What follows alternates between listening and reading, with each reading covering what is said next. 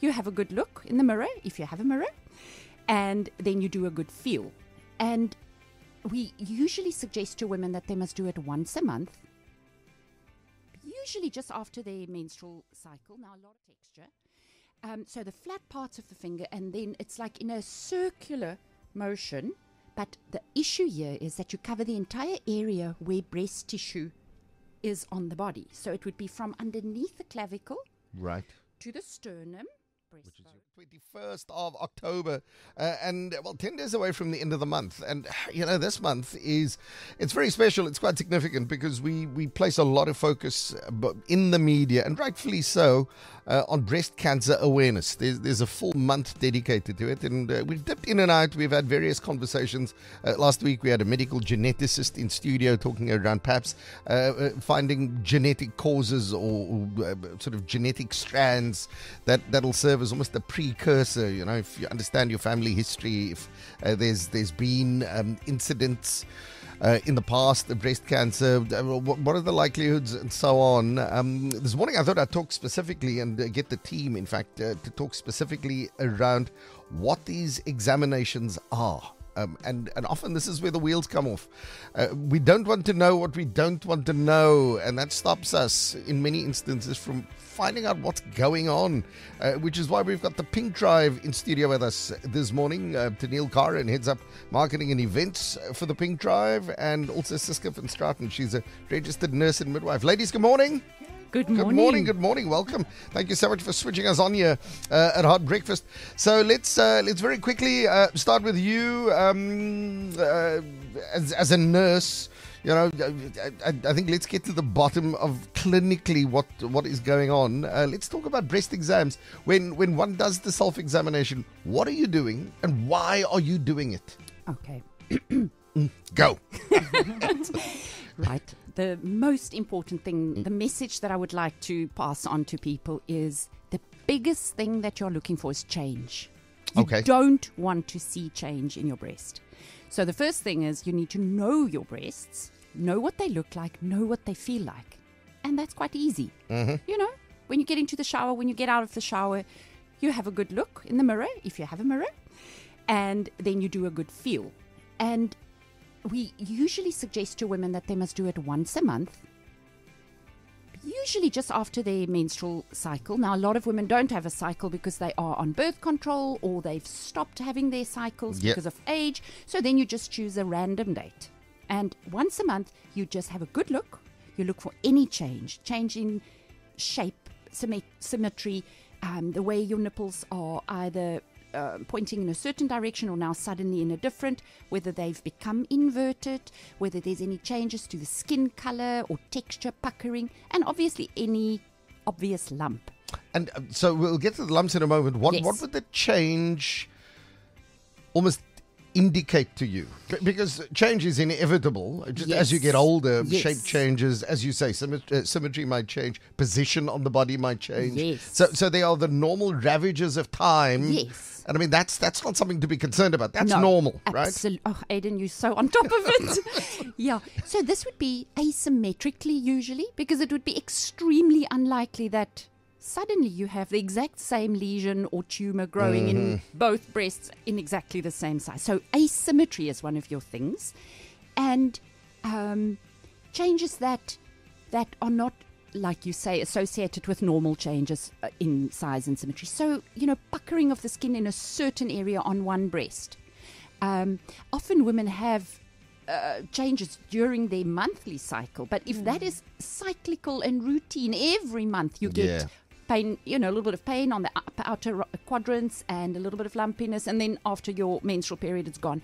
That's cyclical. It's normal. It's something that you get used to and it reoccurs. But the change here would be something that is unusual and new to you specifically. And generally would occur on one side of the body? It's not a rule, but that is probably one of the most important things, that it would be unlikely to be both sides. Okay, so then you do the regular checks, and I mean, touch wood, in fact, for most people there isn't an issue, and things proceed normally and so on.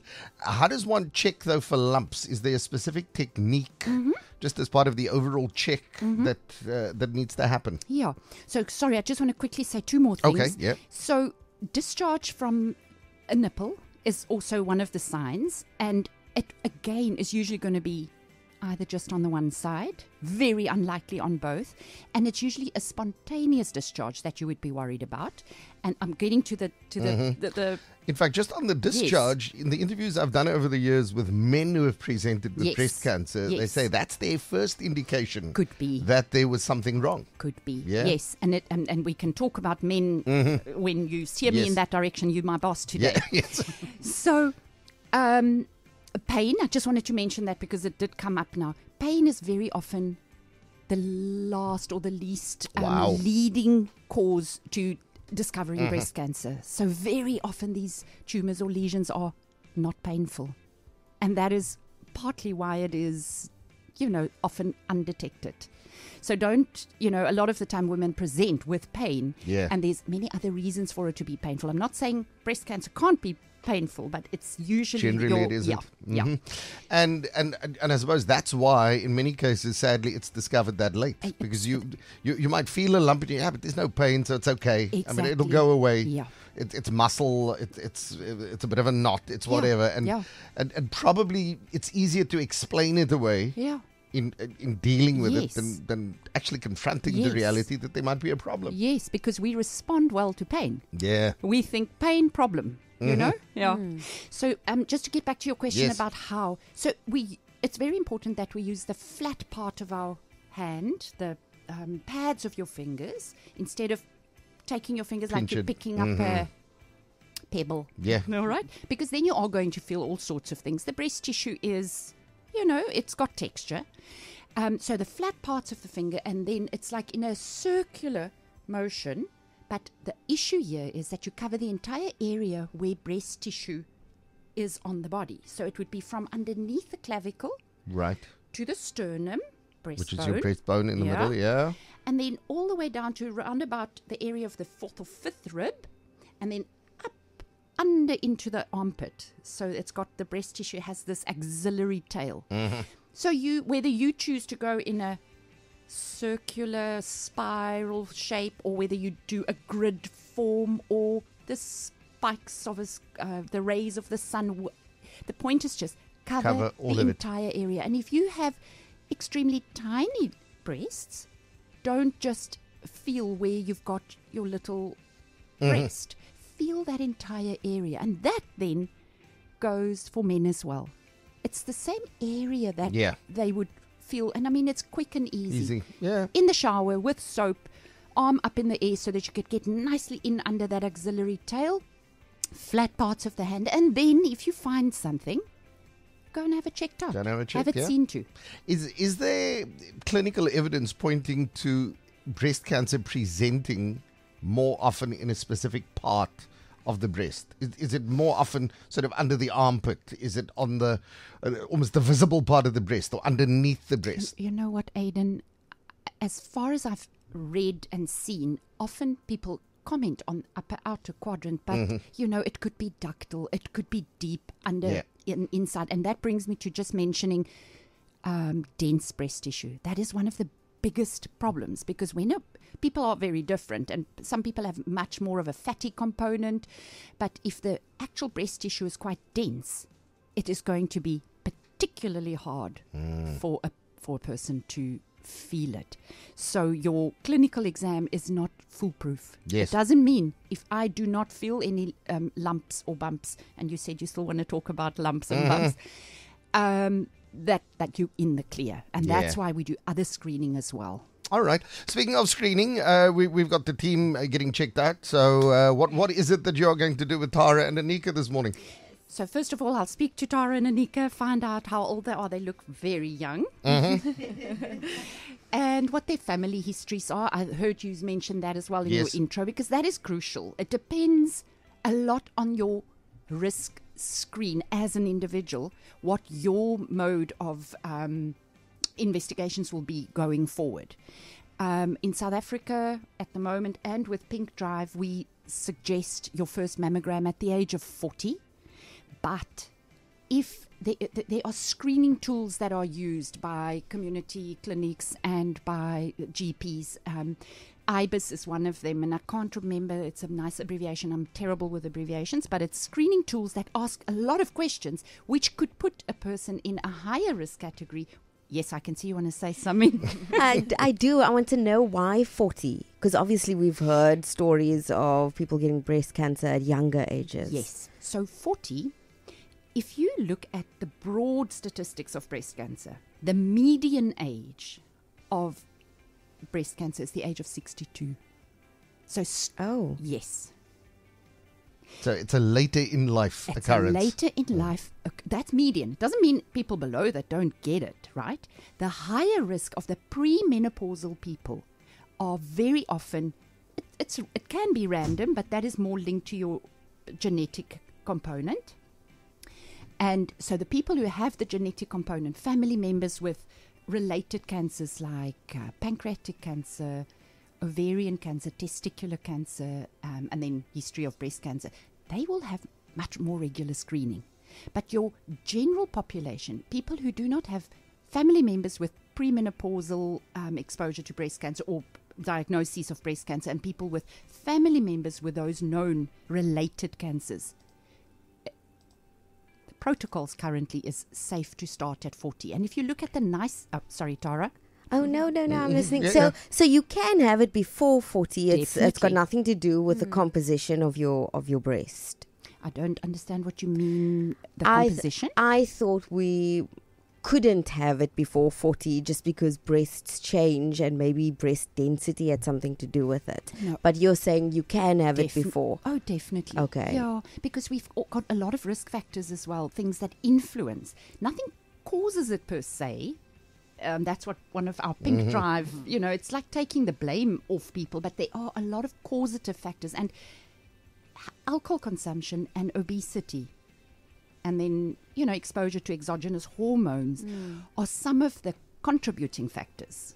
So yes, many women get breast cancer before 40, and it's not the genetic link, but your median age is 62. So we can't start doing mammograms on everybody earlier. It's kind of a wasteful exercise. Okay. Yes, All right, there we go.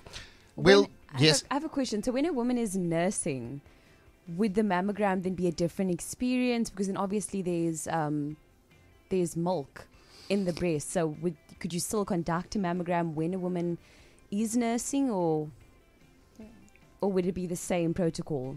You see, with a nursing mother, you would still have the same breast structure and looking with a mammogram, because the mammogram is an X-ray essentially, but it would be probably, quite difficult to visualize. This is the first time anyone's ever asked me, can you have a mammogram while you're nursing? And I can't tell you definitely yes or no, but I think if it's important, one would probably do it, and possibly if there's a reason to do a mammogram while a mother is nursing, then one would. Okay. Because there's a reason, and possibly accompany with an MRI. Okay. Yeah. Okay, let's park the discussion there for now. We'll take a quick traffic update with Anika and then kick her out the studio to head off with a nurse and get the basic testing done. Let's do this. This is Breast Cancer Awareness Month, which is why we've invited the Pink Drive into studio this morning. We had a long chat with Sister Ciska Van Straten. She's a registered nurse and midwife. In fact, we've got Anika, who's back from having had an exam. How'd that go? It was actually very insightful and not uncomfortable at all. It was quite simple, really. I think anybody can do it themselves. Yeah. Okay, and you've been armed now with the tips and the tricks going forward of what to do and just to make sure that you're safe. Yes, thankfully nothing was detected. Yeah. But she explained to me the difference between just general breast tissue versus a lump. A lump, yeah. Because your breasts actually do have lots of bumps, actually. But there's definitely a distinct difference between a lump and tissue. Yeah. And I think it drives home the point. And at this point, I'm going to bring in Tenielle Karen, who is from the Pink Drive, looks after marketing and events. Very good morning. Thanks for your time this morning. Thanks for bringing the nurse along. Yeah. and it boils down to knowing what normal is to start with, I'd say, Tenielle. I mean, you know, that's the thing. You don't know anything is abnormal unless you know what normal looks like and feels like and so on. Yeah, and that's why it's important to do education. Yes. So that's what Pink Drive. So basically what Pink Drive does is we do gender-related early detection of cancer as well as education. So raising awareness, helping people know what to look out for, what the signs, symptoms of breast cancer, as well as all the other cancers that we do have under our belt. Yeah. So education is very important, because if you don't know what you're looking for, you wouldn't know that there could be a potential problem. Yeah. And, you know, so often whenever we tackle any issue linked to medical issues, the first thing people spit at us is money. And not that I'm dismissive of that. I understand that some of these procedures and some of what we do could be really costly, but I think we spend enough money on other facets of our lives. We clothe ourselves, we feed ourselves, we decorate ourselves, we do everything else. And health almost has to be a thing that, well, government has to give us free of charge. Sometimes we've got to be proactive. Sometimes we've got to withhold certain things in order to make sure that, well, the most important thing, which is often the undetected stuff inside of us, is taken care of. And I'm sure part of your messaging is exactly that. Put yourself first. Yes, no, put yourself first. So Pink Drive, as you mentioned, we are a non-profit charity. So what we do is we believe that early detection can help prolong your life. So we take a breast cancer education along with prostate, testicular cancer, as well as cervical cancer. We go out to communities. So Pink Drive, pink is the color associated with breast cancer awareness, and drive means mobile vehicle. Yes. So we are a mobile service. We go out to communities, taking the services to people who otherwise would not have access to cancer screening services. And I know it's about breast cancer, and I'm going to moan at men come November, trust me. But I mean, you know, you talk about testicular cancer just as an example. Yeah. The number of men that I've dealt with over the years who say, no way in hell is anybody feeling down there. That's mine. Only my partner gets to do that. There's just this mental block to our bodies and medical professionals. What's that about? Yeah, I know. I think it's also got to do with ignorance, because if you don't know what procedures are and what the options are out there for you, of course you're gonna have that fear of, oh no. So we've got a male campaign called More Balls Than Most. Yes. And absolutely. And what we do is we do PSA screening, checking for prostate. So it's a finger prick, not the invasive. Yeah. So it's early detection. So that is where we do a finger prick, put it on a test pad, and then we check the pH levels in your blood to see if there could be a potential problem with your prostate. So it's something that simple, not that invasive, because it's the first line of detection. So, and also, educating yourself to know that, hey, if there is a problem, what do I do next? Yeah. All right. And what's the reach of this organization? Where do you operate? What do you do? How do you prioritize as the Pink Drive? Because as you say, you're a non-profit. Money's in short supply often, and campaigns are determined by access to resources and to money. Yeah, so we have our head office, which is based in Johannesburg. We've got a branch in KZN, Pretoria, and we also do a lot of outreaches in Northern Cape, and, especially in communities where there's no infrastructure. So we take our mobile vehicles. So we've got mammogram trucks that go out into rural areas, and we set up pretty much hospital for like a week, and we do breast examinations, we do mammograms, we do prostate screening and pap smears. So like I said, we're a mobile service. So in the Western Cape, we unfortunately don't do mammograms, but we do breast examinations, and we also do pap smears and the prostate screening for men. Well, would it be fair to say that the results of your testing would definitely have either saved or changed lives? Yes. So we're fortunate enough to work with Groote Hospital, who have been fantastic with Pink Drive. So if we detect a problem, we book you and we refer you to Groote Hospital. So we'll make an appointment for you, and we'll give you a date for further treatment if there is a potential problem. And if that first line of detection was not there, you wouldn't know that you'd have that problem, and you'd maybe find out way too late. So the earlier you detect it, the sooner you can have it checked out and you can prolong your life. Which is exactly the thing, it's and with all diseases, but or conditions even, but particularly cancer, which has the ability, just depending on your particular physiology or family history, it has the ability to proliferate in your body at an incredible rate in some cases. Mm-hmm. If that early detection can be done, it is consequential. It can quite literally save your life. Yes, it can. And just think about it. It saves your life and everybody around you gets impact. So if you do not detect it, everybody that you're in contact with as a person in your personal life will have to go on that journey with you. Yeah. So you detect it, and so that's why it's important to have that conversation at home with your families, the importance of detection, and what if it does happen, will you have that support base? And, bust the myths and misconceptions. So that's also part of the education that we do, because there are so many myths and misconceptions surrounding breast cancer. So if you can address it and take that message home and speak to everybody at home about it, that's half the battle won. Absolutely. Right, you've got some events lined up in the next while. Let's go. Where can we, because now we've got them enthused, okay? They understand why. Where can they go? Okay, so on Friday, this coming Friday the 25th, we'll be at the Golden Acre Shopping Centre in Cape Town Central. So we'll be there from 10 o'clock and that's a big transport hub, the train stop there, the taxis, the buses, right? So we'll be right there. Slap bang in the middle of the Golden Acre, right opposite the entrances. So you'll see us. You won't miss us. We'll be pink. Yeah.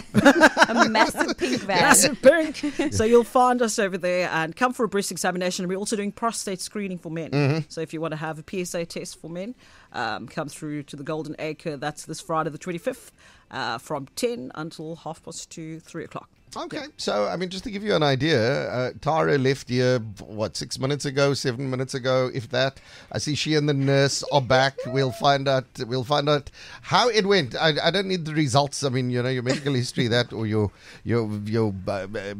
whatever, your medical results remain yours. But it's the process that I'm interested in. We'll pick it up with our nursing sister and the ladies next. You know how challenging. Right, spring is here, and so is your chance to bloom. Almost time for us to go. Breast Cancer Awareness Month. We'll keep the conversation going with the Pink Drive. Somebody on the WhatsApp line, I'll withhold the name, but the person saying, morning, I was diagnosed with breast cancer last year, had the lump removed in Feb of this year, and I'm now done with, in fact, completed radiation in May. All right. Then in August, so just 2 months ago, there was another lump, and I went for all the tests, biopsy, mammogram, scan. They couldn't find anything due to my breast that was too swollen, and I've got to go back in March to repeat all of the tests. And I think it points to the fact that this is a journey. It's not you're diagnosed, boom, there's a quick medical intervention and off you go. Unfortunately, sadly, it's a journey to be able to effectively treat and with luck eradicate the cancer from the body. And we've got Sister Ciska Van Straten who's still with us. I think when it comes to treatment, we've got to understand we're in it, sadly, for the long haul, right? Yeah, it's the long haul with, the possibility of recurrence. Yes. And then there's also the important thing for people to be aware of is that there are many different types of breast cancer. It's not one size fits all. So it depends on the type of cancer and the stage of the cancer, how your treatment modalities will be worked out. And my condolences to our listener. To our listener. It is a journey. We send you lots of strength and love. Lots of love, and at least it was detected at a stage where it could still be treated. Absolutely. Left. What's the word? Untreated. But also many people in ignorance are like, it'll go away, and they sit there hoping and praying, and things are metastasizing in their bodies. And by the time they eventually get to a doctor or get some kind of medical help, it's almost too late. Yeah. And that Aiden brings me to men. Yes. Men. The stubborn species. we are just ridiculous. And I'm going to call it for what it is. Men are ridiculous when it comes to looking after their health. Yeah. I'm going to moan during that the whole month set aside for stubborn people, and I'm going to come for you and hopefully weigh you down enough so that you can go for, in some cases, the first set of tests in your life. It's ridiculous that men are just not prepared to stick their hand up and say, right, test me. Yeah. Yeah. So in men, if we look at the statistics that I've recently obtained from at Grootescare Breast Clinic, of the diagnosed breast cancers per year, 1 out of 100 of those will be in a male patient. So it sounds... It's a 1%. It's 1%. And it sounds very little, but if you look at the amount of new breast cancers diagnosed every year, it's a lot of men. So it's easy to detect, easier than in women often, because of the fact that, there's just less dense breast tissue. Yeah. And the minute there's a change, same as with a woman, similar things, skin color change, skin texture change, discharge from the nipple, any irregularity or lump or bump, have it seen to. Especially, again, if there's a family history, testicular cancer, breast cancer, pancreatic cancer. It just, again, makes you as a male equally more at risk. So have it checked. And it's... So that men understand this, it's the same cancer. It's not like, because it happens to a man, it's not as bad. Yeah, or you're not a real man. It's we have the same tissue, it's just in different proportions. And if you leave it, it's going to kill you. I mean, that's it. Yes. It's men just have this thing, no, it'll go away. Yeah. No, it won't go away. And then just important to mention, remember we spoke about irregularity? So the younger men who develop what I think we all call stonies. Yes. Yeah? Maybe it's an old-fashioned word. What is stonies? Okay, so in adolescent men or boys, they often get slightly enlarged breast tissue for a certain period of time, 18 to 24 months. That is a very normal hormonal change that with a lot of men sensitivity also. Yeah. So don't all of, the mommies who have teenage sons who are listening to us now think there's a problem with their boys. All right? That's a very different story. So a young man in his 20s, a slender, healthy young man who now suddenly develops maybe again unilaterally or one-sided or perhaps both-sided enlargement, that is something to check out. Yeah. Solid medical advice. And it's the kind of thing, and I mean, don't rely on radio interviews for the sum total of what you need to do to remain safe and to remain healthy and to do the checks and the screenings. I mean, we do this to raise the awareness. It's the next time you go to your doctor, and you should be seeing a doctor at least once a year as a matter of course, even if there is nothing wrong. Just go and do the checks, get some blood work done, understand what's going on inside of you. Twice a year, I think you are winning at life. Once a year at minimum. And these are the discussions you need to have because they are trained and they are there to be able to give you the advice. Just quickly, the nuts and bolts around that event again. The big one on Friday for people who might have missed it. It's an open invitation to go along, Yeah, so we're doing prostate checks, PSA tests. And it's a blood test. Yeah, and we're also doing... It's not a It is a blood test. The second men-year prostate test, So gentlemen, come on. If you feel that there might be a little bit of a problem, come and see us on Friday at the Golden Acre between 10 and, let's say, 3 o'clock. Yeah.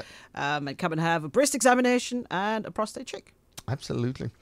Ladies, for the work that you do individually, but also organizationally, thank you very much. I just think, without this awareness, and that's a large part of what the Pink Drive aims to do, without the awareness and then almost the clinical backup, at the same time, we'd be in a much more dire position than we are now when it comes to the fight against breast cancer. Thank you so much for your time this morning. Thanks for coming on in. Thank you, ladies. Thank you. And thank you, the two of you, for being guinea pigs and getting tested and sharing the experience. You lived to tell the tale. I did, and it was an amazing experience with Ciska. I felt comfortable, and I learned a lot about which is the thing, breasts and lumps, and I feel like I don't do this often enough. I don't ever go for breast examinations, and I think that more women need to. It saves lives. There we go. That's job done. I mean, come on. That's why we even had it here this morning. That's the story. Right. We are back bright and early tomorrow as this week gains pace. It's the Tuesday morning edition of Hot Breakfast. So keep an eye out for that. You got to make sure today is the best Monday of your life.